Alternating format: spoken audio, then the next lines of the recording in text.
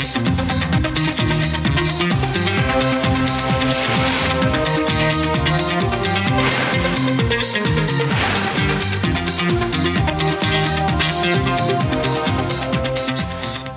Hotels presents beast রেঞ্জে স্বাগত জানাচ্ছি আমি আব্দুল্লাহ আল মামুন। আজকে আমরা কথা বলবো চিকিৎসা অর্থনীতি, বাংলাদেশ ও বিশ্ব প্রেক্ষিতে। আমার সাথে দুজন অতিথি রয়েছেন, শুরুতেই চলুন তাদের সাথে আপনাদের পরিচয় করিয়ে দিই। আজকে আমাদের সাথে অতিথি হিসেবে স্টুডিওতে উপস্থিত আছেন ক্যান্সার বিশেষজ্ঞ এবং স্বাস্থ্য খাত সংস্কার কমিশনের সদস্য অধ্যাপক ডক্টর সৈয়দ আকরাম হোসেন। আছেন আমাদের সাথে ঢাকা বিশ্ববিদ্যালয়ের স্বাস্থ্য অর্থনীতি ইনস্টিটিউটের অধ্যাপক ডক্টর সৈয়দ আব্দুল হামিদ। আপনাদের দুজনকেই স্বাগত জানাচ্ছি। শুরুতেই অধ্যাপক ডক্টর সৈয়দ আকরাম হোসেনের কাছে একটু জানতে চাইব, একেবারে 2024-এর শেষ অংশে আমরা বসে রয়েছি, সেই জায়গায় দাঁড়িয়ে পুরো বছরটা বাংলাদেশের স্বাস্থ্য খাত কেমন গেল, এবং তারপরের অংশে হয়তো আমরা কথা বলবো স্বাস্থ্য খাত সংস্কার কমিশন, জনপ্রত্যাশা এবং সামনের দিন নিয়ে। আপনাকে ধন্যবাদ।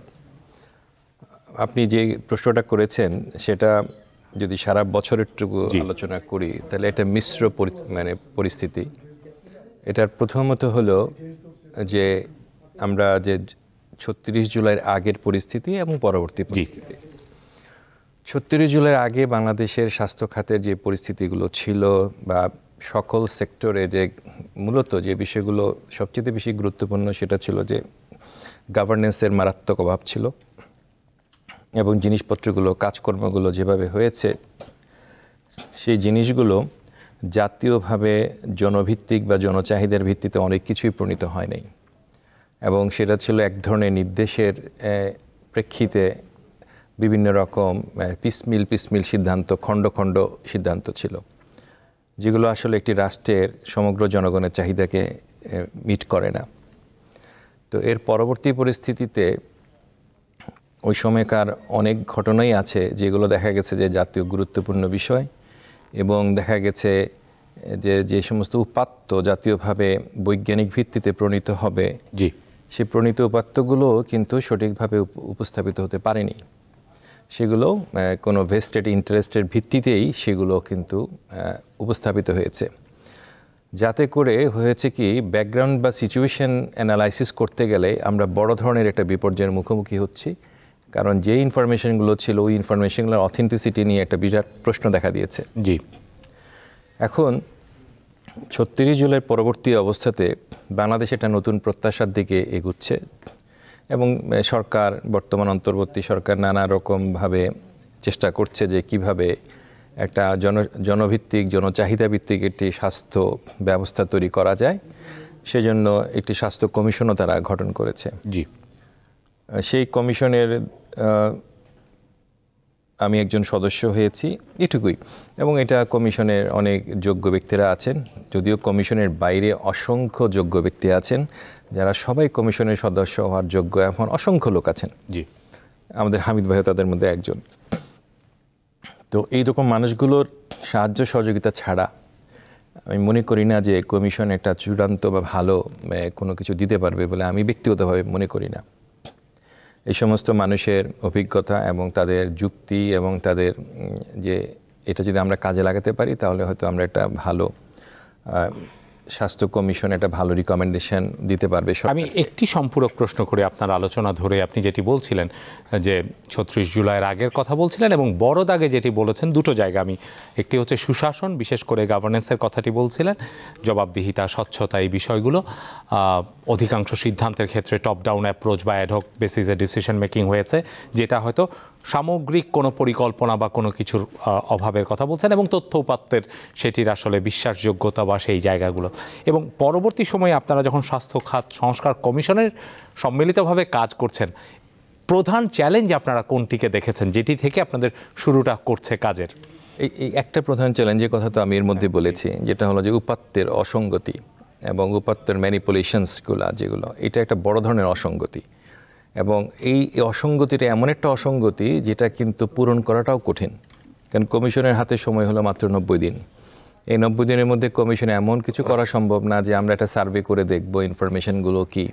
আমাদের তাহলে তো কি নিজেদেরই কিছু কিছু গবেষণা করতে হবে, করে উপত্যগুলোকে সঠিক উপত্য বের করে নিয়ে এসে আমাদের কাজ করতে হবে। সেই সুযোগটা তো আসলে নেই। সেই সুযোগ তো আমাদের নেই। তাতে হচ্ছে কি, আমাদের কোনো না কোনো একটা পদ্ধতি নিতে হচ্ছে। এটা হলো সবচেয়ে বড় চ্যালেঞ্জ আমাদের জন্য, যে আমাদের ব্যাকগ্রাউন্ড ইনফরমেশনগুলো হলো ফ্যাব্রিকেটেড। এটা একটা বড় বিশাল সমস্যা। এবং যেখানে যেখানে ইভেন যত ইনফরমেশনগুলো আছে সেগুলো কোনোটাই আমরা যাচাই বাছাই করে দেখা যাচ্ছে যে এগুলোর সঙ্গতি পাওয়াটা খুব ডিফিকাল্ট হয়ে যাচ্ছে। ওই যে আপনি বললেন যে টপ ডাউন অ্যাপ্রোচে যা হয়, জি, সেটা হয়েছে।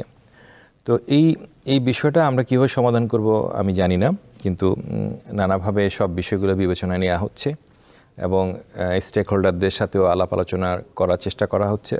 চট্টগ্রামে এর মধ্যে আমরা একটা স্টেক হোল্ডারদের সাথে আমরা মিটিং করেছি এবং সেখানেও আমরা উপজেলা লেভেল থেকে শুরু করে এবং কেন্দ্রীয় পর্যন্ত বিভিন্ন ধরনের মানুষের সাথে, বিশেষ করে স্বাস্থ্য সেবা যারা প্রদান করেন তাদের সাথে মূলত এনগেজমেন্টটা হয়েছে।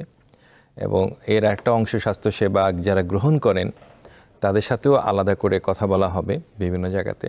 তো সেটা একটু আলাদা মডেল, সেটা তো করতেই হবে। কিন্তু স্বাস্থ্যসেবার কেন আমরা কাঙ্ক্ষিত পর্যায়ে দিতে পারছি না, কেন জনসন্তুষ্টি অর্জন করতে পারছি না, সেটারই বের করার চেষ্টা করা। প্রদানকারীদের আসলে চ্যালেঞ্জগুলো কি রয়েছে সেগুলো শোনার চেষ্টা করছেন। নিশ্চয়ই আমরা পরের অংশে শুনবো। ডক্টর সৈয়দ আব্দুল হামিদের কাছে একটু শুনতে চাই একই প্রশ্ন নিয়ে। পুরো বছরের আমরা যদি স্বাস্থ্য খাতটাকে কিভাবে আপনারা দেখছেন, এবং নিশ্চয়ই আপনার বিশ্লেষণের ভেতরে অর্থনীতির দিকটাও আসবে, যে সেটি আসলে দিন শেষে দুটো অংশ, একটি যারা স্বাস্থ্যসেবা প্রদান করছেন তারাও একটি বড় অংশীজন আমাদের অর্থনীতির, তেমনিভাবে গ্রাহক বা ভোক্তা যিনি সেই সেবাটি নিচ্ছেন তিনিও একটি বড় অংশ, সবচেয়ে বড় অংশ। দুই পক্ষের জায়গা থেকে কিভাবে দেখছেন? আমরা যদি আলোচনাটা শুরু করি যে বছরের শুরুটা আমরা কিভাবে শুরু করেছিলাম। বছরের শুরুতে একটা রাজনৈতিক সরকার আবার নতুন ইলেকশনের মাধ্যমে তারা ক্ষমতায় যখন আসলো, একটা ক্যাবিনেট যখন গঠিত হলো, ওই ক্যাবিনেটে একজন ডাক্তারকে স্বাস্থ্যমন্ত্রী হিসেবে দেওয়া হয়েছিল, আমরা সবাই জানি, সামন্তলাল সেন। এবং উনি যেদিন দপ্তরে অধিষ্ঠিত হলেন সেদিনই কিন্তু ওনাকে কতগুলো কমপ্লেইনের সম্মুখীন হতে হলো। এবং সেটা হচ্ছে যে সুন্নাতে খতনা দিতে গিয়ে দু একজন অল্প বয়স্ক শিশু মারা গেলেন আর কি। হ্যাঁ, তার মানে এই স্বাস্থ্যসেবা যে আমাদের কতটুকু নিরাপদ, সুন্নাতে খতনা দিতে গিয়ে শিশু মারা যাবে, এটা কোনোভাবেই প্রত্যাশা করা যায় না। সেটা দিয়ে কিন্তু আমরা শুরু করেছিলাম। কিন্তু এই যে উনি শুরু করলেন, এই যে আকরাম ভাই যেটা বললেন, এটা জটটা কিন্তু অনেক আগের থেকেই শুরু হয়েছে, যে governance issue, quality issue, safety issue, এই জিনিসগুলো কিন্তু আমাদের সিস্টেমে দীর্ঘদিন ধরে অবহেলিত রয়েছে, যার রেজাল্ট আমরা দেখতে পেয়েছিলাম। আমরা যদি বলি যে আমাদের একটা ডিজিজ যেটা পুরনো হয়ে গেছে বাংলাদেশের কনটেক্সটে, ডেঙ্গু, সেটার কিন্তু সারা বছর ধরে কিন্তু এটা বিস্তার আমাদের আছে। এবং এবছরে যেহেতু নানা ঘটনার ভিতর দিয়ে বছরটা পার হচ্ছে, বিশেষ করে জুলাই অনওয়ার্ড, সেখানে আগের সরকার যারা ছিলেন তাদের আমলেও ডেঙ্গুর যে বিষয়টা ছিল অত বেশি ঠাঁই পায়নি, আর এই সরকারের গুরুত্ব পায়নি। আর এই সরকারের আমলে সেটা হলো তাদের নানা রকমের যে প্রবলেমের ভিতর দিয়ে এগোতে হচ্ছে, রাষ্ট্রের অন্য জায়গায় যে সংস্কার করা সহ নানা রকমের মনোযোগ দিতে হচ্ছে, সেখানেও কিন্তু এখানে বেশি গুরুত্ব পায়নি। এবং আমরা দেখলাম সারা বছরে মিলে বেশ উল্লেখযোগ্য সংখ্যক রোগী মারা গেছে। রাইট, এটা আমি মনে করি যে 2018 সালে যেরকম একটা বড় ধরনের যে শক এসেছিল ডেঙ্গু, প্রায় সেই রকমের একটা শক, কিন্তু আমরা সেই জায়গায় গুরুত্ব দিতে পারলাম না আর কি। হ্যাঁ, অন্যদিকে যদি দেখি যে জুলাই আন্দোলনে যারা আহত হলো, যার কারণে এই এখন নতুন বাংলাদেশ যেটা আমরা বলছি সেটা দেখতে পাচ্ছি, তাদের ট্রিটমেন্টের বিষয়টাও কিন্তু আমরা খুব যে গুরুত্বের সাথে আমরা দিতে পেরেছি সেটাও না। যদিও সরকার থেকে বারবার বলা হচ্ছিল যে তাদেরকে দেওয়া হবে, চেষ্টাও করা হয়েছে, কিন্তু আমাদের সিস্টেমের যে জটিলতা আছে সেই জটিলতার জন্য অনেক কিছু সম্ভব হয় না। সেটা কিন্তু সিস্টেমের একটা বড় ধরনের জটিলতা, যে রাষ্ট্রের সর্বোচ্চ পর্যায় থেকে বলার পরেও তারা কিন্তু যে সেবাটা পাওয়ার কথা সেটা পাচ্ছে না। তাহলে সিস্টেমে কত বড় ধরনের দুর্বলতা আছে সেটা আমাদের, এবং সেটার জন্য কি আপনি কোনোভাবে, এই যে আমরা দেখলাম পরবর্তী সময়ে 36 জুলাইয়ের পরে যেটি বলছেন, স্বাস্থ্য অধিদপ্তরে ডিজি দেয়া হলো, ডিজিকে অপসারণ, আবার নতুন করে ঘেরাও করা হলো স্বাস্থ্য উপদেষ্টাকে, নানা রকম অস্থিরতা কিন্তু বিশেষত স্বাস্থ্য ক্যাডারদের মধ্যে ছিল। এটা কি কোনোভাবে প্রভাবিত করেছে কিনা এই সার্বিক সেবা ব্যবস্থাকে? দেখুন, আমাদের বিষয় সেটা হচ্ছে যে আমাদের এখানে আমরা যেটা মনে করি যে বাংলাদেশ ইজ এ এই যে case of complete management failure, এখানে অর্থ খুব বেশি বড় বিষয় না। অর্থ আমরা যতটুকু আছে সেটা যদি ঠিকঠাক মতো ব্যয় করতে পারতাম তাহলে কিন্তু অনেক ভালোভাবে এটাকে ম্যানেজ করা যেত আর কি। সো এটা ম্যানেজমেন্ট ফেলিওর, এবং সেই ম্যানেজমেন্ট ফেলিওরের সবচেয়ে বড় কারণটা যেটা, সেটা হলো আমরা যোগ্য মানুষকে যোগ্য জায়গায় বসাতে পারি নাই, উপযুক্ত জায়গায় বসাতে পারি নাই। সেটা কিন্তু আমরা ওই সময় দেখেছি, আগেও ছিল না এবং পরবর্তী পর্যায়ে যেটা হয়েছে সেটাও যে করা গেছে সেটাও না। কারণ যেটা, সেটা হচ্ছে যে পিছনে যে কারণটা, সেটা হচ্ছে যে এই প্রফেশনালদের ভিতরে রাজনীতি। যখন প্রফেশনালরা রাজনীতিতে যুক্ত হবে, তখন তাকে যখন রাজনৈতিক ভিত্তিতে বসানো হবে, তখন যোগ্য মানুষকে উপযুক্ত জায়গায় বসানোর যে সুযোগ থাকে সেটা কিন্তু রহিত হয়ে যায়। সেটাই হচ্ছে যে আমরা দেখেছি, এটা আগেও দেখেছি, এখনও দেখছি, এবং যদি এটা কারেকশন না হয় ভবিষ্যতে হয়তো দেখব, যদিও আমরা আশা করি না আর কি। আমি আশা করি যে সংস্কার কমিশন এই জায়গায় হয়তো বড় একটা ধরনের সুপারিশ করবে যে ডাক্তার, শিক্ষক বা অন্য যে সমস্ত এবং আমলা সহ যত পেশাজীবী আছে তারা যেন রাজনৈতিক থেকে দূরে থাকে। যদি কারো রাজনীতি করতে হয় তাহলে সে চাকরি ছেড়ে দিয়ে রাজনীতি করুক। এই জায়গাটাই হচ্ছে যে আমাদের সবচেয়ে বড়। এবং এই ক্ষেত্রে শুধু আমরা দেখেছি যে শুধু পেশেন্ট নিরাপত্তাহীনতায় আছে সেটা না, ডাক্তারদের বা প্রোভাইডারদের যে সিকিউরিটি সেটাও বিঘ্নিত হয়েছে। সেটাও আমরা বিভিন্ন সময় দেখেছি যে হসপিটালে বা ডাক্তারদের উপরে আঘাত এসেছে। তাহলে সেই জায়গা কিন্তু আরেকটা বড় কনসার্নের বিষয়। দ্যাট মিনস সিস্টেমে একদিকে যেমন রোগীরা নিরাপদ সেবা পাচ্ছে না, অন্যদিকে যারা সেবা দানকারী তাদেরও কিন্তু সিকিউরিটির অভাব রয়েছে। তাহলে সেই জায়গাগুলোতে কিন্তু আমরা যেটা দেখতে পেয়েছি এবং সরকার থেকে বারবার বলা হয়েছে যে সিকিউরিটি মেজার নেওয়া হবে, কিন্তু সেই জায়গাও কিন্তু আমরা এখনও পর্যন্ত দেখি নাই। যদিও একটা অ্যাক্ট সরকারের ওখানে আছে, কিন্তু সেই অ্যাক্টে যে ধরনের ক্লজের কথা বলা হয়েছে সেটা আমি মনে করি না যে সেটা রোগীর নিরাপত্তা দিবে বা প্রোভাইডারের সিকিউরিটি দিবে। সেই জায়গায় আরও একটু ভালো করে ফ্রেমিং করা দরকার আর কি। হ্যাঁ, শেষ প্রান্তিকে যদি আমরা এসে দেখি যে কি হলো, সরকার এটা আমরা নিশ্চয়ই সরকারকে ধন্যবাদ জানাই যে অন্তত একটা কমিশন হয়েছে, এবং সেই কমিশন যদি ওনারা একদম উপযুক্তভাবে রিকমেন্ডেশন দিতে পারেন, এবং যদি পরবর্তীতে এই সরকার বা পরবর্তী সরকার যারা রাষ্ট্র পরিচালনা আসবে তারা যদি এটা সেই রিকমেন্ডেশনগুলো ইমপ্লিমেন্ট করতে পারে, তাহলে হয়তো আমরা আশাবাদী হতে পারি। জি, আমরা একটা বিরতিতে যাব। বিরতি থেকে ফিরে এসে একটু কথা বলবো বিশেষ করে সংস্কার কমিশনের কাছে প্রত্যাশার জায়গাটি, এবং একইভাবে একটু শুনতে চাইবো, যেহেতু আমরা সংস্কার কমিশনের একজন সদস্যকেই পেয়েছি অতিথি হিসেবে, যে আপনারা কি ভাবছেন, আপনাদের আসলে ওয়ার্কিং ফ্রেমওয়ার্কটা কোন পথে এগুচ্ছে, এটা নিয়ে কথা বলবো, তবে একটা বিরতির পরে। দর্শক, আপনারা দেখছেন ভায়া হোটেলস প্রেজেন্টস বি স্ট্রেন্থস। সময় হলো একবার বিরতিতে যাবার, থাকুন আমাদের সাথেই।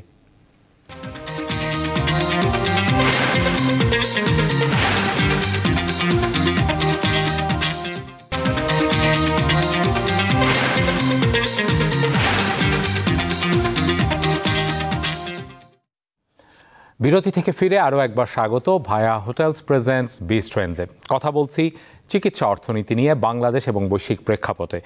আমাদের সাথে আছেন দুজন অতিথি, অধ্যাপক ডক্টর সৈয়দ আকরাম হোসেন আছেন। আগের অংশে আমরা কথা বলছিলাম, আপনি বলছিলেন যে দুটো অংশে ভাগ করে প্রধানত চ্যালেঞ্জগুলোকে চিহ্নিত করার চেষ্টা করছিলেন। এবারে একটু সামনের দিকে যদি আমরা আগাই, যে কথাটি আমি বিরতিতে যাবার আগে বলছিলাম, যে জায়গায় আসলে কমিশন কাজ করছে, কিংবা বাংলাদেশকে সামনের দিনে স্বাস্থ্য খাতে যদি একটি সেবা বান্ধব স্বাস্থ্য খাত গড়ে তুলতে চাই, আপনাদের ভাবনাটা কোন দিকে এগুচ্ছে? এবং সেখানে ইতিমধ্যে আপনি বলেছেন যে সেবা প্রদানকারী অংশীজনদের সাথে আলাপ আলোচনা শুরু হয়েছে, এবং পরবর্তী ধাপে সেবা গ্রহণকারীদের সাথেও আলোচনা হয়তো করবেন।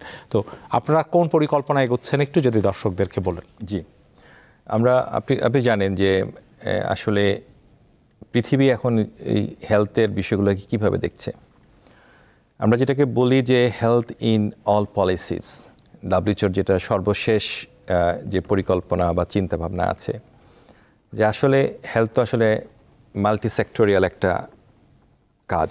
এর মধ্যে যদি এনভায়রনমেন্ট আসে, এর মধ্যে এগ্রিকালচার আসে, এর মধ্যে লোকাল গভর্নমেন্ট আসে, এর মধ্যে হেলথ নিজে আসে, বা আপনার টোবাকো ইস্যু আসে, ইভেন এনভায়রনমেন্টের মধ্যে মনে করেন যে আমাদের যেমন গাড়ির ধোঁয়া বের হচ্ছে, গাড়িতে হাইড্রোজেন সালফাইড হচ্ছে, তো এরকমভাবে লেড আসছে গাড়ির ধোঁয়াতে, ঢাকা শহরের যে দূষিত বাতাসের বিষয়গুলো আছে।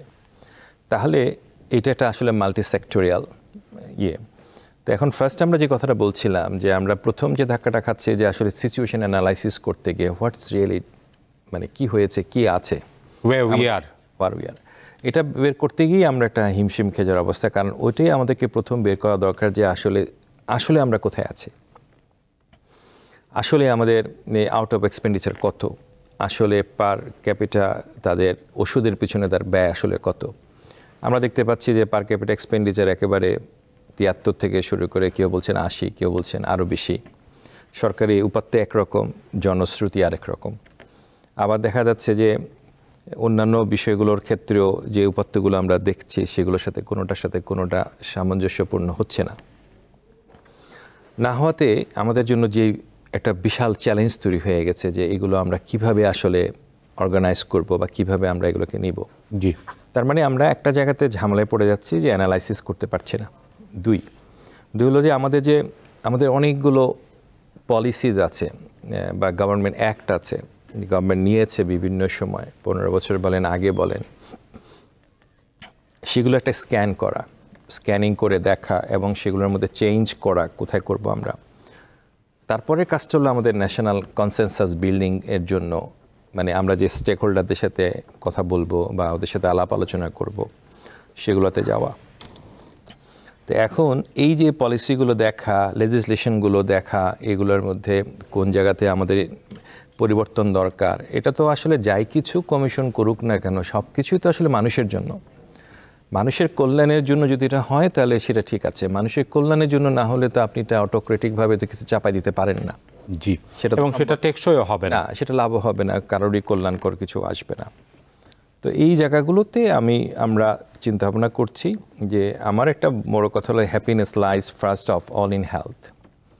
মানুষের হেলথটা তো হ্যাপিনেসের, আমাদের তো সব কিছুর উদ্দেশ্য কি হেলথের ডেফিনিশন যদি আমরা বিবেচনা করি তাহলে শুধু তো রোগ মুক্তি নয়, হেলথ সামাজিকভাবে গুরুত্বপূর্ণ এবং মানসিকভাবে গুরুত্বপূর্ণ, আত্মিকভাবে গুরুত্বপূর্ণ। তো এই যে এতগুলো জিনিস ইউনাইটেড নেশনসের একটা ডেফিনিশনে আছে, বাংলাদেশে যারা সংবিধান সংস্কার কমিশনে আছেন তারা হেলথের যে এই বাংলাদেশ সংবিধানে যেভাবে কথাগুলো বলা আছে, এটা না হেলথকে মৌলিক অধিকার হিসেবে বলেছে, লেখা আছে মৌলিক অধিকার, কিন্তু বাস্তবে দেখা যাচ্ছে এটা মৌলিক অধিকার না। রাষ্ট্র এটা জনগণের জন্য এটা নিশ্চিত করার কোনো প্রত্যয় ব্যক্ত করেনি, কোনো প্রতিজ্ঞা ব্যক্ত করছে না, কিন্তু গুরুত্বটা স্বীকার করেছে মৌলিক চাহিদা হিসেবে। কিন্তু সারা পৃথিবীর প্রায় সব দেশেই রাষ্ট্র এটাকে কিন্তু তার মানুষের মৌলিক অধিকার হিসেবে স্বীকৃতি দিয়েছে। রাষ্ট্র কতখানি করবে এবং সাধারণ মানুষ কতখানি অংশ নিবে, যে আউট অফ দ্য পকেটের কথা বলছিলাম, এখানে হামিদ ভাই আছেন, উনি স্বাস্থ্য অর্থনীতি নিয়ে কাজ করেন, এই জায়গাগুলো উনি আমার থেকে অনেক ভালো জানেন। কিভাবে আমরা মানুষের এই কষ্টটা কমাতে পারি, কিভাবে এটাকে সেট করতে পারি, কিভাবে আমরা সাপ্লিমেন্টাল ইন্স্যুরেন্স আনতে পারি কিনা, বা আমরা সিনট্যাক্সগুলো কিভাবে জনকল্যাণে ব্যবহার করতে পারি কিনা, যেমন টোবাকো মানুষের জন্য অকল্যাণকর, ওখান থেকে আনতে পারি কিনা, বা গাড়ির উপরে এক্সট্রা ট্যাক্স যারা ওয়েল আনবে, এরকমভাবে কিন্তু মাল্টি সেক্টরাল অনেকগুলো বিষয় আছে যেগুলা জনগণের স্বাস্থ্যকে ক্ষতিগ্রস্ত করে। এরকম কিন্তু সরকারি অনেক আইন আছে। যেমন ধরেন চট্টগ্রামের একটা অ্যাসবেস্টস যে শিপ ব্রেকিং ইন্ডাস্ট্রি, এবার আমরা ভিজিট করতে গিয়েছিলাম সীতাকুণ্ডে ফৌজদারহাট। তো সেখানে ওখানেও কিন্তু অ্যাসবেস্টস, জাহাজগুলোর মধ্যে অ্যাসবেস্টস থাকে। এটা কিন্তু হলো অ্যাসবেস্টস এমন একটি পদার্থ যেটা ইনহেল করলে উইদিন 10 years তার কিন্তু মেসোথেলিওমা মানে এক ধরনের ফুসফুসের ক্যান্সার হবেই। It is a carcinogen. তো এইখানে 40,000 লোক কাজ করছে, 120 জন 20টা ইন্ডাস্ট্রি কাজ করছে। এটা কিন্তু মাল্টিসেক্টরিয়াল ইস্যু। তার মানে হলো হেলথ ইন অল পলিসিস, তার মানে সবাইকে নিয়েই কিন্তু মাল্টিসেক্টরিয়ালভাবেই কাজগুলো এগোতে হবে। তখনই কিন্তু আপনার এই প্রত্যাশার জায়গাটা আমরা পূরণ করতে পারবো। না হলে কিন্তু দেখবেন যে এই 40,000 মানুষ ওখানে কাজ করছে, তাদের মধ্যে তাদের স্বাস্থ্যসেবাটা কে দেখবে? তার মানে আপনি যেটা বলছেন, আমি যদি খুব সহজ করে বুঝে থাকি দর্শকদের জন্য, শুধুমাত্র স্বাস্থ্য খাত বলতে চিকিৎসা সেবা শুধু নয়, বরং জনস্বাস্থ্য প্রতিরোধ, জনস্বাস্থ্য উন্নয়ন এবং এমনকি প্রতিরোধমূলক বিভিন্ন কার্যক্রম, যার ফলে মানে প্রতিরোধ আমি বলছি যে আমাদের WHO আমরা 6টা বিল্ডিং ব্লক বলে থাকি। আপনি জানেন যে সার্ভিস ডেলিভারি আছে, তারপরে অন্যান্যগুলো আছে, গভর্নেন্স ইস্যু আছে, অ্যাক্সেস টু মেডিসিন আছে, অ্যাক্সেস টু টেকনোলজি আছে, আইটি আছে, অনেকগুলো আছে, there is a many one. এর মধ্যে ধরেন কিন্তু দুটো আমি মনে করি আরও দুটো জিনিস আসলে এখানে গুরুত্বপূর্ণ। একটা হলো রেগুলেশনস, একটা হলো হেলথ রেগুলেশনস, আর একটা হলো যে প্রোটেকশন, হেলথ প্রোটেকশন। মানে এখন হেলথ প্রিভেনশন যথেষ্ট নয়, এবং প্রোটেকশনও দরকার। Is becoming protection. প্রিভেনশন শব্দটা হলো যে চেষ্টা করা, বাট প্রোটেকশন মানে হলো এটা এই কাইন্ড অফ কম্পালশন যে আমি মানুষকে এই ক্ষতির হাত থেকে বাঁচাবো। মানে অব্লিগেশনের জায়গা থেকে এটা আরেকটু কড়াভাবে বলছেন। আলোচনায় ডক্টর সৈয়দ আব্দুল হামিদের কাছে একটু জানতে চাইবো, কিছুটা আলোচনা এনেছেন, আমি আরও স্পষ্ট করে আলোচনা শুনতে চাই আপনাদের কাছ থেকে। সেটি হচ্ছে, যখনই আমরা স্বাস্থ্য খাতের, বিশেষ করে সেবা খাতের কথা বলি, সেখানে বাংলাদেশের প্রেক্ষিতে বড় দাগে চলে আসে পাবলিক সেক্টর এবং প্রাইভেট সেক্টর। এবং বেশ কিছুদিন ধরে আমরা যেই আলোচনায় বারবার করে আসছিল, বিগত সরকারের সময়টাতেও আলোচনা হয়েছে বা খুব ছোট আকারে হয়তো শুরুও হয়েছে, সেটি হচ্ছে স্বাস্থ্য বিমার কথা বলা হচ্ছে, যেটি বিভিন্ন দেশে, পৃথিবীর বিভিন্ন দেশে একটা বড় উপায় বা টুল হিসেবে ব্যবহৃত হয়, বিশেষত আউট অফ পকেট এক্সপেন্ডিচারের সেই জায়গা থেকে। এই সময়টাতে যখন এরকম একটি স্বাস্থ্যখাত সংস্কার কমিশন কাজ করছে, নতুন করে ঢেলে সাজানোর প্রত্যয় এবং প্রত্যাশা দুটোই একেবারে মাঠে বিদ্যমান রয়েছে, এই দুটো বিষয় কতটা প্রাসঙ্গিক একটু আপনার কাছে জানতে চাই, এবং সেখানে বাংলাদেশ কিভাবে এগোতে পারে। এবং প্রাসঙ্গিকভাবে আরও একটি কথা বলবো, যেটি হচ্ছে আমাদের দেশের বিশাল একটি সংখ্যক জনগোষ্ঠী কিন্তু চিকিৎসার জন্য বিভিন্ন দেশে, বিশেষত ভারতে চলে যায়। সেই জায়গাটিকেও কিন্তু অনেকেই মনে করছেন যে সেই জায়গায় এমন কোনো উদ্যোগ নেওয়া যায় কি না, যেখানে হয়তো খুব গুরুত্বপূর্ণ বা কোনো জটিল চিকিৎসা ছাড়া অন্যান্য বিষয়গুলোর ক্ষেত্রে বাংলাদেশেই এই চিকিৎসা দেওয়া সম্ভব। ওকে, অনেক অনেক ধন্যবাদ এবং খুব ভালো প্রশ্ন। আমি যদি প্রথমটায় আসি তাহলে হচ্ছে, এবং প্রথমটার ভিতরে দ্বিতীয়টার অ্যান্সার অনেকটা থেকে যাবে আর কি। হ্যাঁ, আমরা যদি বলি যে আমাদের যে স্বাস্থ্য ব্যবস্থার যে অর্থায়ন যেভাবে হচ্ছে, সেটা পৃথিবীতে মূলত দুটো বড় ধরনের ধারা আছে। একটা হচ্ছে যে একদম tax based, general tax based financing mechanism, যেটা আমাদের কিছুটা আছে, এটা ব্রিটিশ ধারাটাই সবচেয়ে শক্তিশালী। আরেকটা আছে এই স্বাস্থ্য বিমা নিয়ে, এবং রাষ্ট্রীয়ভাবে স্বাস্থ্য বিমা, প্রাইভেট না, প্রাইভেট কোম্পানির মাধ্যমে সবাইকে স্বাস্থ্য বিমার আওতায় আনা সম্ভব হয় না আর কি। এখন আমাদের দেশে যে গত 53-54 বছরে যে ধারাটা আছে, সেটা হচ্ছে যে ট্যাক্স বেসড একটা ধারা। এই ধারা থেকে যদি আমরা ইন্স্যুরেন্স বেস ধারায় যেতে চাই, তাহলে আমাদের বেশ কিছু বড় ধরনের পরিবর্তন লাগবে, এবং কিছু প্রি কন্ডিশনও আছে আর কি। প্রথম প্রি কন্ডিশন যেটা, সেটা হচ্ছে যে আমাদের যে ফর্মাল সেক্টরে যে এমপ্লয়মেন্ট, সেটার সংখ্যা বেশ কম।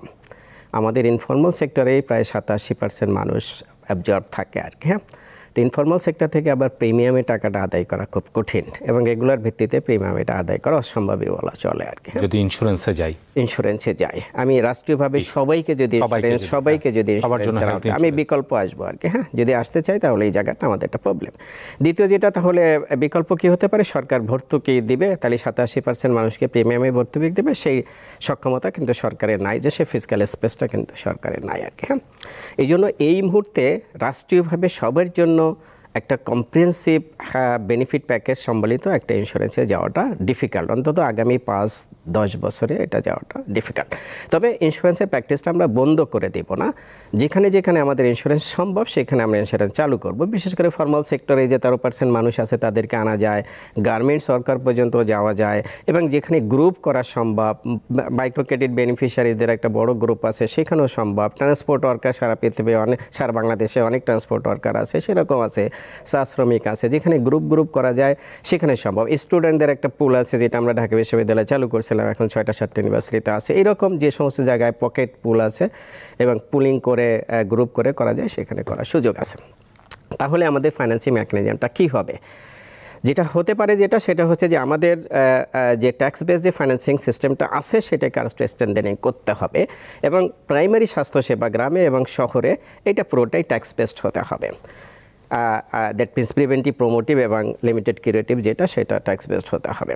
নেক্সট ধাপ যেটা থাকে আমাদের রেফার্ড ওপিডি এবং আইপিডি যেটা থাকে, জেনারেল ইনপেশেন্ট কেয়ার, সেটা একটা প্যাকেজ দিয়ে, সাপোজ এটা 1 লাখ টাকার একটা প্যাকেজ হতে পারে, যে একটা পরিবারকে 1 লাখ টাকার ওপিডি এবং আইপিডি সেবা দেওয়া হবে এবং এটা প্যাকেজ ভিত্তিক হবে। প্যাকেজ ভিত্তিক হলে যেটা হবে সেটা রেফারেলটা প্রতিষ্ঠা করা যাবে, রেফারেল সিস্টেমটা প্রতিষ্ঠা করা যাবে। প্যাকেজ ভিত্তিক সেবাটা দিতে হবে এবং এটাও জেনারেল ট্যাক্স বেসড হবে এবং এটা সরকারি হসপিটাল থেকে এই সেবাটা দিতে হবে। এখানে ইন্স্যুরেন্স আসতে পারে, যারা এই সিস্টেম থেকে সার্ভিস নিতে চাইবে না তারা ইন্স্যুরেন্স, প্রাইভেট ইন্স্যুরেন্স কিনে তারা কিন্তু প্রাইভেট সিস্টেম থেকে সেবা নিতে পারে। তাহলে আমাদের প্রাইমারি কেয়ার হলো, আমাদের সেকেন্ডারি কেয়ারের যে জেনারেল ইমপ্যাশেন্ট কেয়ার সেটা হলো। তাহলে আমাদের বাকি থাকছে যেটা, সেটা হলো যে টার্সিয়ারি কেয়ার, যেটা 1 লাখ টাকার প্যাকেজে হবে না, এবং ক্রিটিক্যাল ইলনেস এবং অ্যাক্সিডেন্ট। এই যে 3-4টা যে বিষয়গুলো আছে সেইগুলোর জন্য আমরা যেটা করতে পারি, একটা ন্যাশনাল তহবিল, ন্যাশনাল হেলথ ফান্ড, এই জাতীয় একটা স্বাস্থ্য ফান্ড গঠন করতে পারি। এখানে আমাদের ইন্স্যুরেন্সের মতো কিছু মেকানিজম হতে পারে। তাহলে এই জায়গায় ফান্ডটা কিভাবে আসতে পারে, এখানে সরকারের কন্ট্রিবিউশন থাকবে এবং জনগণের কন্ট্রিবিউশন থাকবে। জনগণের কন্ট্রিবিউশন হচ্ছে যে এইটা হচ্ছে আমাদের বড় একটা ভেহিকেল, 19.5 কোটির বেশি মোবাইল ফোন সাবস্ক্রাইবার আছে। এটা যদি মাসে 10 টাকা, দ্যাট মিনস ডেলি 33 পয়সা করে যদি নেওয়া হয় এবং সবাই দিতে পারে ডেলি 33 পয়সা, যারা মোবাইল ব্যবহার করে তারা ডেলি 33 পয়সা দিতে পারে, তাহলে এখান থেকে প্রায় 2,500 কোটি টাকার ফান্ড আসবে। এটা যদি ডেলি 1 টাকা করে নিই তাহলে এখান থেকে 6-7 হাজার কোটি টাকার ফান্ড আসবে। আমাদের আকরাম ভাই যেটা বলছিলেন সেটা হলো যে এই যে টোবাকো আছে, উনি সিনট্যাক্সের কথা বলছিলেন যে টোবাকো আছে, সেখান থেকে আমরা 30,000 কোটি টাকা ট্যাক্স পাই। এখানে যদি 10% বাড়িয়ে দেওয়া হয় তাহলে আরও 3,000 কোটি টাকা আসবে। সেটা ইয়ারমার্ক করে ডেডিকেটেড ফান্ড করে এই তহবিলে দিতে হবে, যেটা আমি ন্যাশনাল তহবিল বললাম। আমাদের ফার্মাসিউটিক্যাল সেক্টরটা ভাইব্রান্ট এবং মোটামুটি একটা বড় ধরনের কর্পোরেট সেক্টর আছে। এই সেক্টরের থেকে তাদের যে সিএসআর মানি আছে তার 10% বলা হোক যে কম্পালসারি এই ফান্ডে দিতে হবে, বাকি 90% তারা তাদের মতো করে ব্যয় করুক। হ্যাঁ, আমাদের যে সুইট, সুগার অ্যান্ড বেভারেজ যে সমস্ত সামগ্রী আছে এটা একদিক দিয়ে স্বাস্থ্যের জন্য ক্ষতিকর। এখানে 2-3% এডিশনাল ভিএটি ইম্পোজ করে এই খাতে দিয়ে দেওয়া হোক।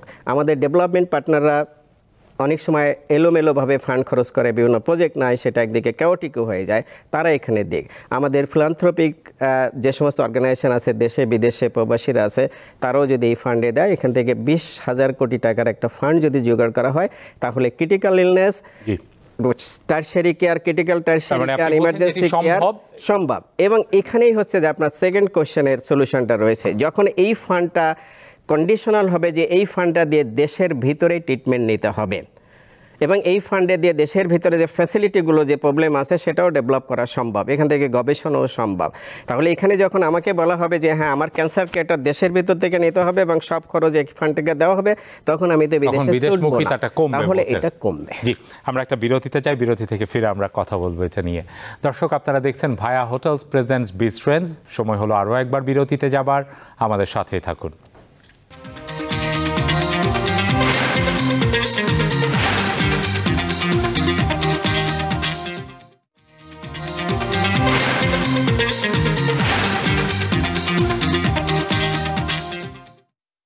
বিরতি থেকে ফিরে আরও একবার স্বাগত ভায়া হোটেলস প্রেজেন্টস বিস্ট্রেন্ডসে।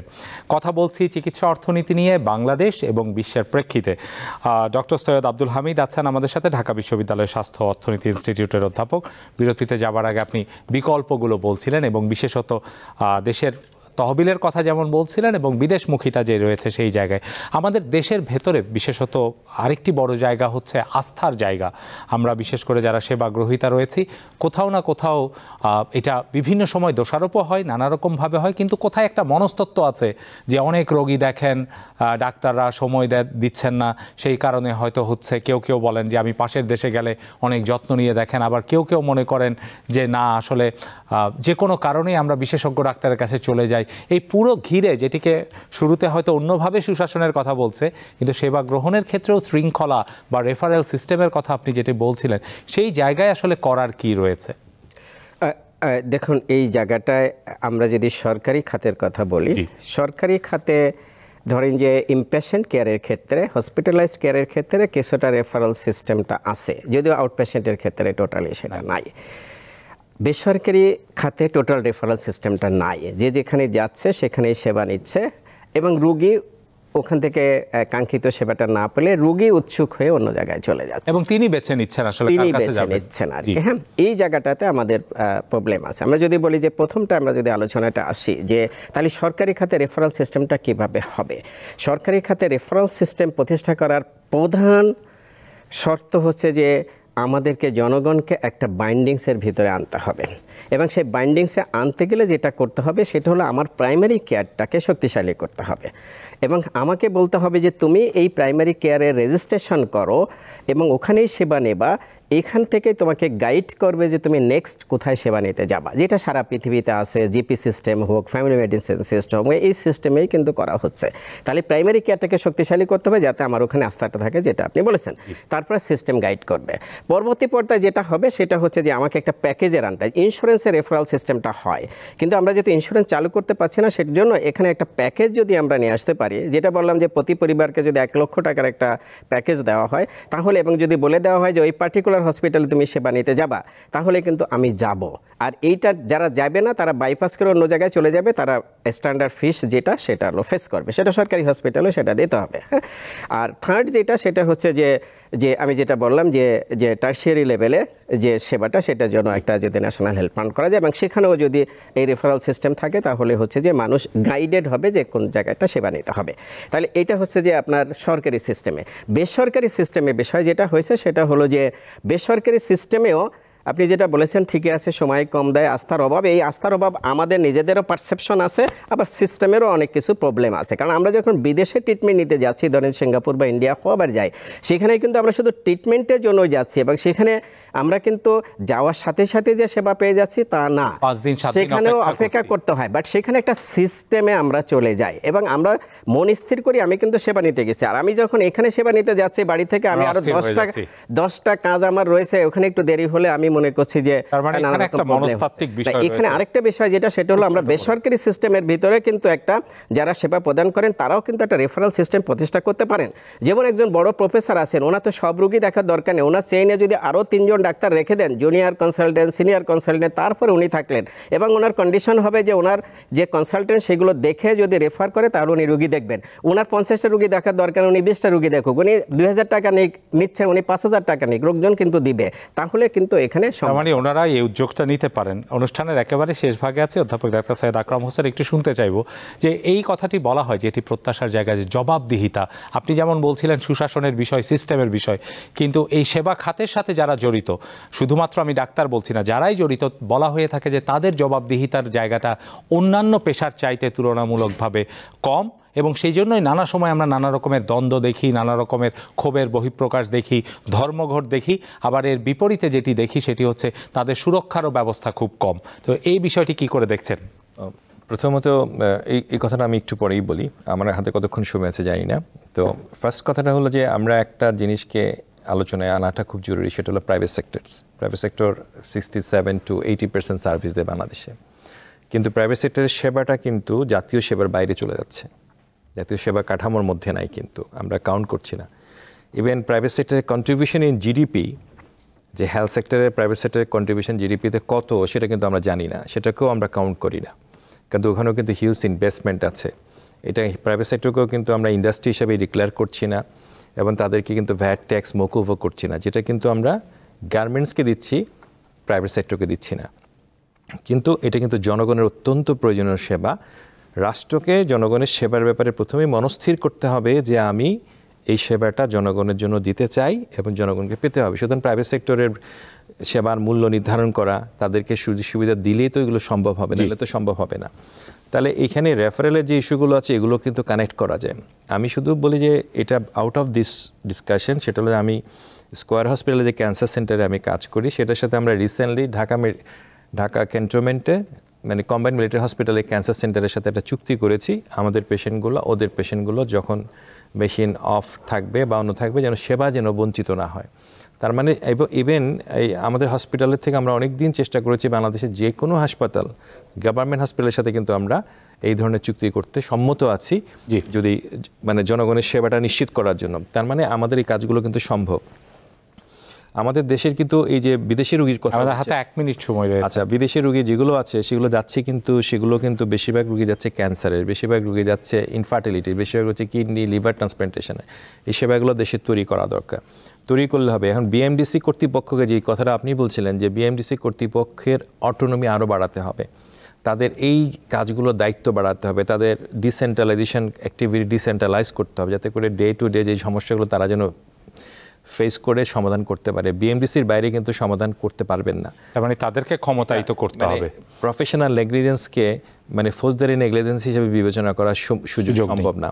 তো এই জিনিসগুলো যদি আমরা করতে পারি, কারণ আমাদেরকে অন বোর্ডে সবাইকে নিতে হবে, সেবা নিশ্চিত করতে। রেফারেলের ক্ষেত্রে যেমন আমরা আরবানে রেফারেল সিস্টেম চালু করার জন্য একটা প্রস্তাবনা আছে বা কাজ করছে সাকসেসফুলি, ঠিক একই রকমভাবে রুরাল এলাকাকে জিপি মডেল এস্টাবলিশ করার জন্য একটা চেষ্টা আমাদের করতে হবে।